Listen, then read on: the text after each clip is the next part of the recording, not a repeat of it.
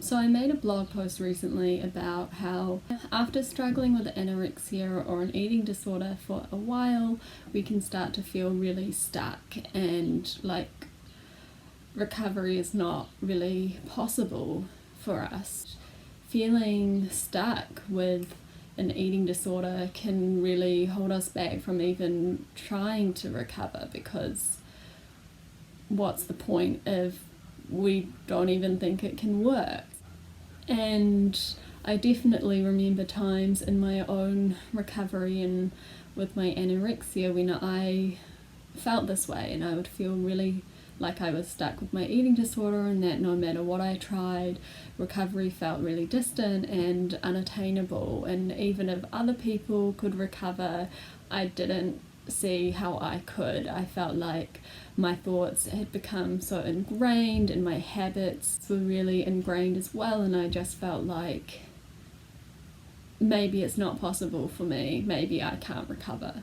And this was after I'd spent a long time trying to find ways to recover. And I remember spending hours looking online, reading blogs, articles, research papers, watching YouTube videos, trying to find some kind of miracle solution that would help me recover.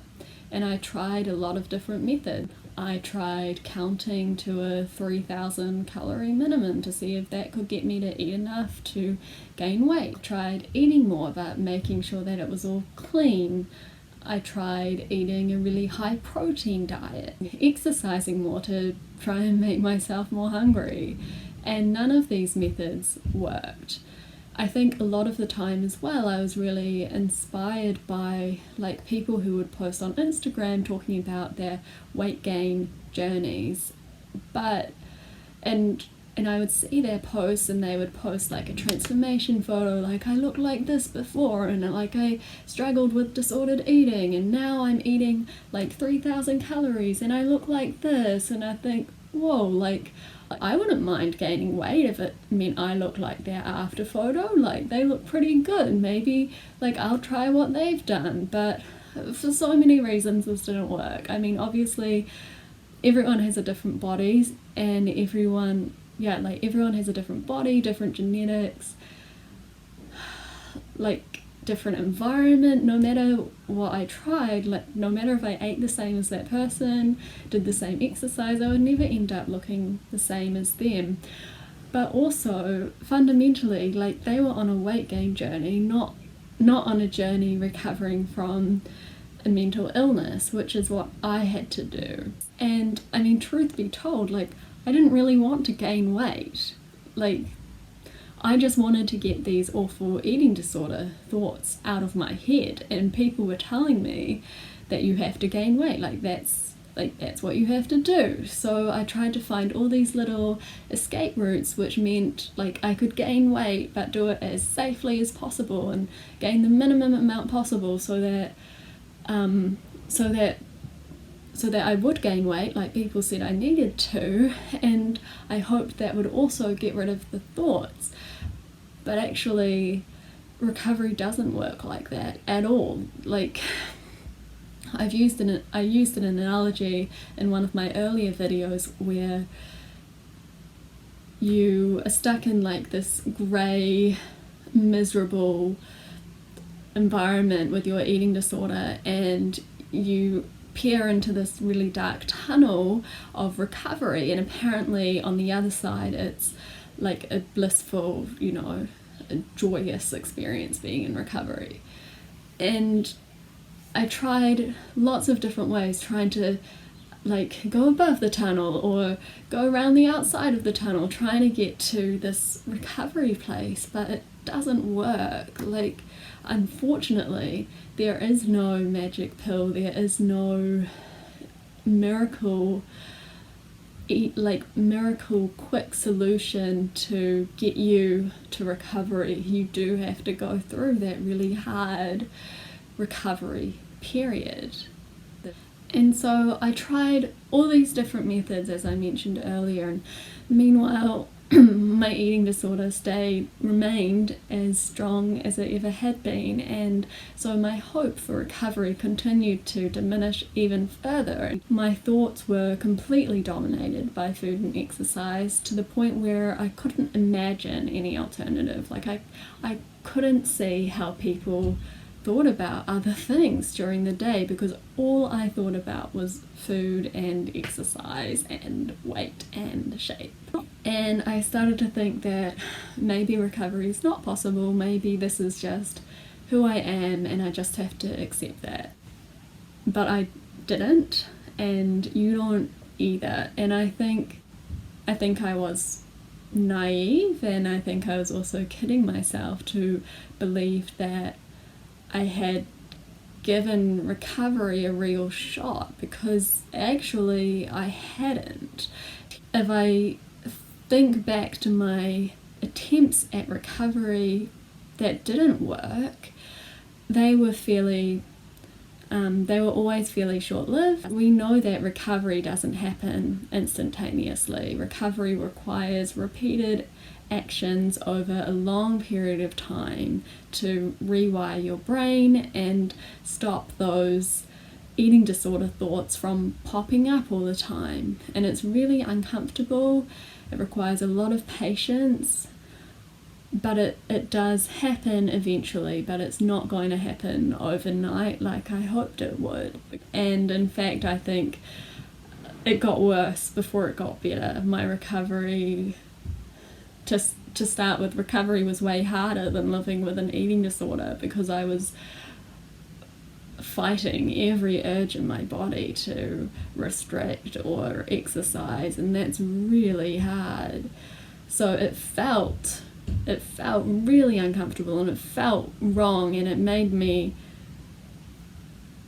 almost every time until now run back to my eating disorder, because I couldn't stand it. And another reason, as I've sort of alluded to, why I didn't recover previously is because most of my attempts at recovery kind of skirted around the main issue. The main issue being that I have a mental illness, I have anorexia, and I was trying to recover by going on a weight gain journey, by doing high intensity weight training coupled with a high protein diet. And maybe that works if you want to become a bodybuilder, but it doesn't work when you're trying to recover from an eating disorder, in my experience. As I said, I didn't really care about gaining weight. That's usually an initially unwanted side effect of recovery. What I really wanted was freedom from these nasty thoughts in my head, and to do that I actually had to focus on recovering from my illness, and by acknowledging the fears that I have, by acknowledging the thoughts that pop up and then challenging them repeatedly, doing the opposite actions. So I needed to go through that real horrible experience of recovery in order to get the freedom that comes with recovery. I could go on a weight gain journey and gain weight, but that wouldn't necessarily mean that I end up with the freedom of real recovery. Because if you don't challenge your fears, if you don't challenge your fear of gaining weight, if you don't challenge your fear of certain foods, if you don't challenge your routines, if you don't challenge your compulsive exercise, then you don't get freedom. You don't get freedom, and you don't experience all that recovery has to offer. And the other reason that my previous attempts at recovery didn't work is because I always stopped before the finish line.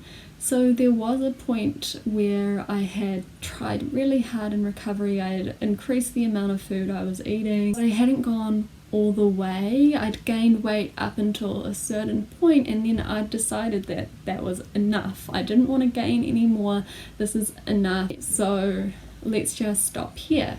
But you can't stop. You don't get to decide when your body has gained enough weight. You don't get to decide when you're recovered, you have to keep pushing, keep eating, keep tolerating the discomfort until your body naturally reaches a point of stability and equilibrium. You will know when you are fully recovered or in a really good place in your recovery, when it requires no effort to manage your weight anymore. You don't like, restriction is not a thought that you would entertain, because why would you bother? You also just won't care about your weight. Like,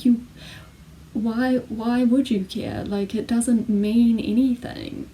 And to get to that point, that might mean pushing past that weight target that your treatment team or that you have set for yourself, and that will feel really hard and really uncomfortable, but it's going to be for the best, because once you know that you can push past that weight target and nothing terrible happens, and that you can tolerate being at a higher weight, then you start to lose that fear of weight gain, and your mind also stops obsessing over food and weight, and you start to finally enjoy recovery. So I totally believe that recovery is entirely possible, especially for you. If you are watching this video, then you already show that you're interested in recovery and that deep down you want recovery. And if you're feeling stuck in your eating disorder, it doesn't mean that you can't recover. It just means that you probably need to try doing something differently. You need to dive into recovery and feel all the guilt, all the discomfort, the anxiety, and then continue despite those feelings, because they won't last forever, but recovery can make the rest of your life so much better. I really do believe that if you have lived with an eating disorder, if you have had the strength to continue living despite this horrible mental illness, then you have the strength and the tenacity to recover 100%. Okay, I'm gonna stop recording now. Thank you so much for watching. I hope that you're keeping safe and well, and I will record again soon. Lots of love. Bye.